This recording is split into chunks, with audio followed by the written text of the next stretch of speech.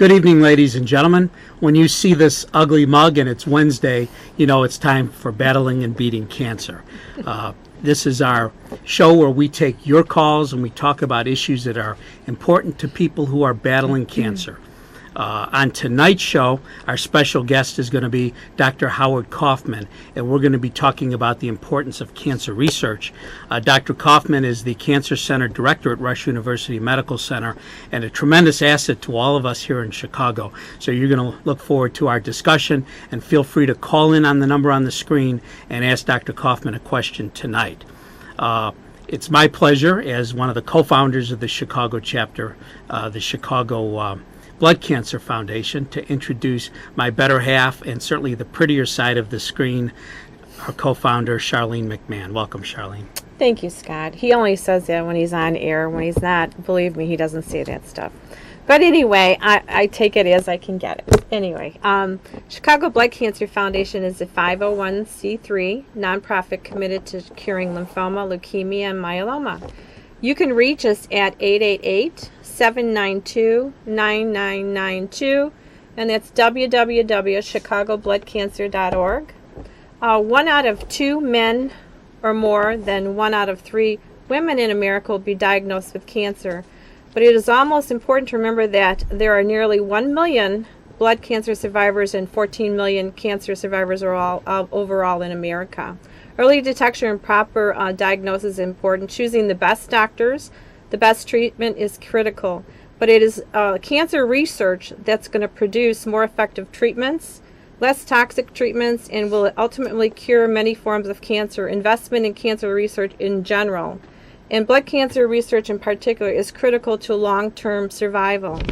Our Out for Blood ride, we have a bike ride coming up, and speaking about cancer research, join our Chicago Blood Cancer Foundation's Out for Blood team for the North Shore Century Bike Ride on Sunday, September 12th, and pedal to cure lymphoma, leukemia, myeloma. If you're not a bike rider, you can participate by forming a virtual team online. We call it a virtual vampire team because we're out for blood. And it's online. Proceeds benefit blood cancer research at leading Chicago area medical research hospitals. And I thank you, Mr. Seaman. Well, and I have to take credit for coming up with that great name of a virtual vampire team. And I have to also take credit for putting together a great show with Charlene tonight, because we are pleased to welcome to Battling and Beating Cancer Dr. Howard Kaufman. And Dr. Kaufman, before you chime in, I just want to give you a proper introduction and say that in addition to being the Cancer Center Director at Rush University Medical Center, he's Associate Dean of Rush Medical College, and he's a board-certified surgeon. And his specialization and his expertise is in melanoma and skin cancer. And with that, Doctor, welcome to Battling and Beating Cancer. Thank you. And as I said, it's so great to have you in Chicago because you know our passion is blood cancer, but melanoma shares a commonality with blood cancer, and that is that melanoma research, just like blood cancer research, has produced so many important treatments that really transcend. And I wanted to just talk to you about vaccines, because Charlene and I had a friend who about 10 years ago was diagnosed with late stage 3 melanoma, which has a 5-year survival rate of roughly, or at the time, 30%. And rather than go through the traditional treatments, we got him into a vaccine study. It's been 10 years. He has an 8-year-old girl, and he's doing magnificently, and that's a function of research. And Rush right now has a nationwide clinical trial on melanoma, and I'm wondering if you could tell us about that. Sure. So I think it's your comments are well taken, and I think that the research that we do in one cancer often has an impact on many other cancers. And certainly one other thing that lymphoma and melanoma have in common is we know that these are both cancers that can be seen by the immune system. So a lot of the treatments that have been developed relate to trying to get the immune system to recognize the cancer cell and to destroy it. And some of these have been among the most effective treatments that we have. Whereas chemotherapy can often control many cancers, in the advanced stages, some of the immunotherapies that are used have really shown remarkable results. The vaccine study that we're involved with now is a little bit unique in that it's based on a live herpes virus.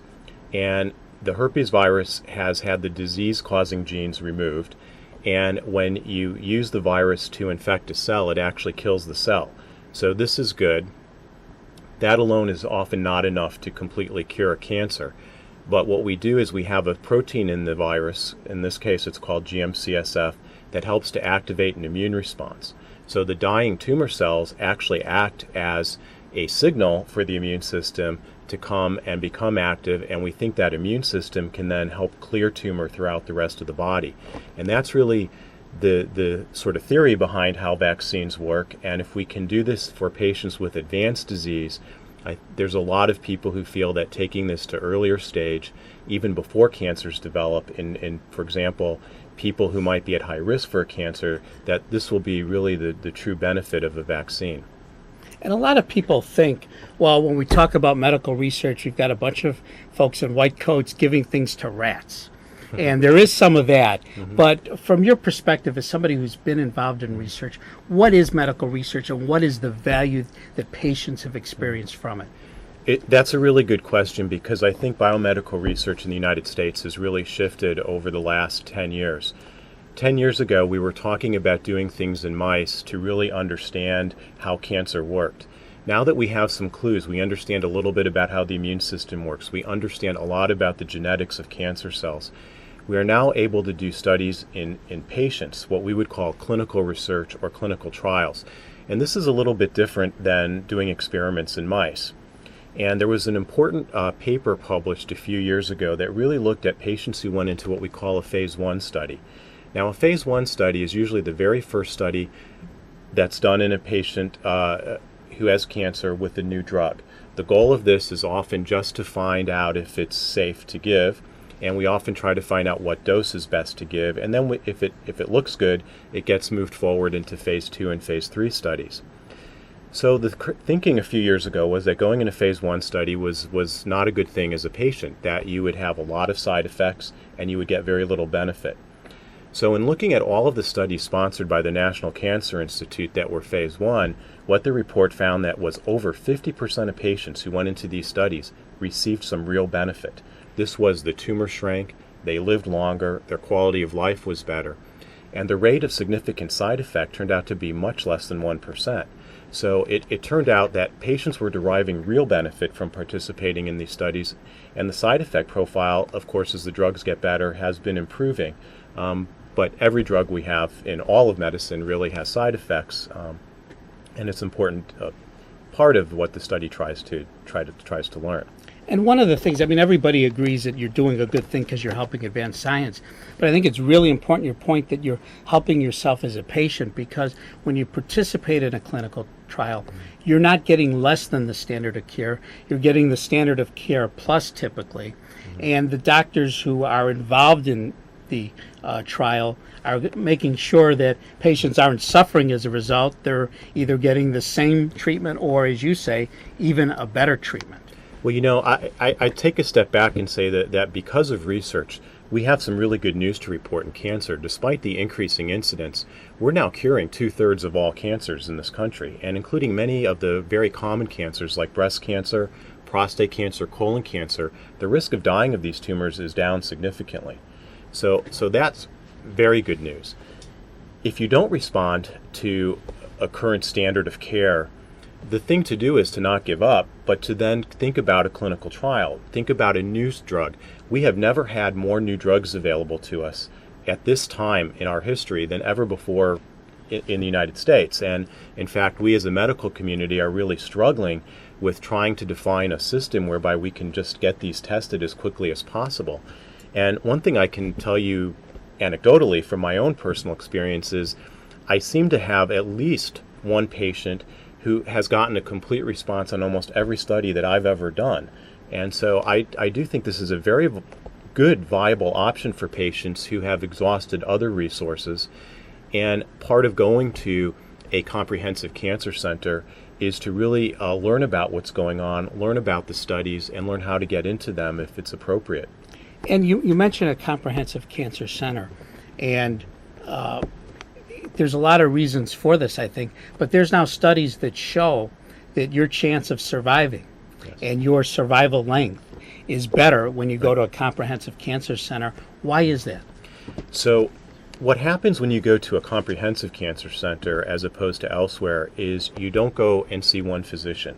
You wind up going to see many physicians, and that not only includes an oncologist, a surgeon, perhaps a radiation oncologist, a pathologist, a radiologist, but you also begin to access the research portfolio of that center. So you get to see the basic scientists. You may not see them directly, but they're working behind the scenes. And you're more likely to have a wider array of options available than might be available at a local physician who doesn't necessarily deal with a very specific cancer on a day-to-day basis.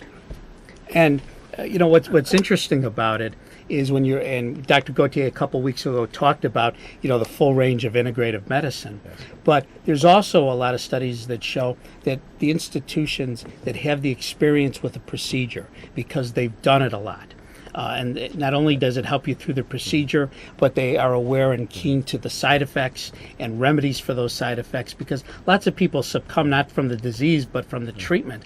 And research is something that's also helped out in that. There are a lot of things available today to help people through the side effects. Isn't that right?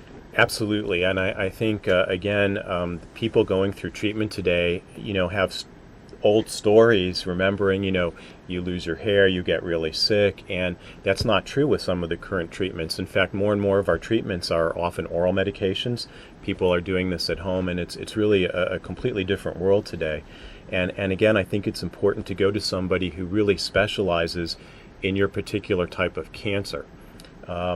Some doctors, treat a wide range of things, and again, for certain cancers, we have good treatments available, and that's perfectly acceptable. But when you get to a rare cancer, one that we don't have good treatments for, going to somebody who has brought all the resources of all the different specialties together really helps. I think one of the things we've learned through the National Cancer Act back from 1970 to today is that cancer is not one disease. It's a collection of many diseases.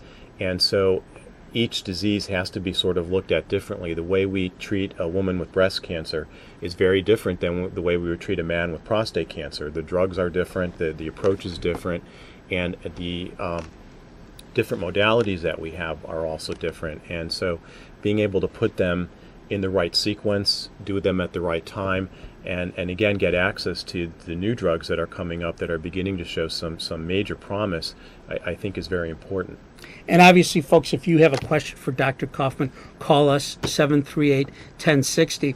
But Doctor, that's a great segue, because